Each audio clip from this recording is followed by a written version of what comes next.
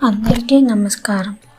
మనం మృత్యు అంచున ఉన్న తులసి వనాన్ని గోవిందుడు ఎలా కాపాడాడు అనేది తెలుసుకుందాం. ఒక ఊరిలో వెంకన్న అనే పేద భక్తుడు ఉండేవాడు.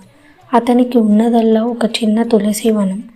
ప్రతిరోజు ఆ తులసి దళాలతో మాలలు కట్టి తులసి వనమాల గోవింద అని పాడుకుంటూ స్వామికి సమర్పించేవాడు. ఒకసారి ఊర్లో తీవ్రమైన కరువు వచ్చింది. వెంకన్న దగ్గర చిల్లి గవ్వలేదు. తులసి మొక్కలు కూడా ఎండిపోయే పరిస్థితి. కన్నీళ్లతో పరమదయాలో గోవింద నా తులసి వనాన్ని కాపాడు, నీ సేవ ఆగనివ్వకు అని వేడుకున్నాడు. ఆ రాత్రి వెంకన్న కలలో పద్మనాభుడు ప్రత్యక్షమై తన నాభి కమలం నుండి గంగను ప్రవహింపజేశాడు. ఉదయం లేచి చూసేవరికి ఎండిన వనం పచ్చగా కలకలలాడుతోంది. అది చూసిన ఊరి జనం ఆశ్చర్యపోయారు. తన భక్తుడి కోసం ఆ తిరుమల వాసుడు దిగివచ్చాడని నమ్మారు.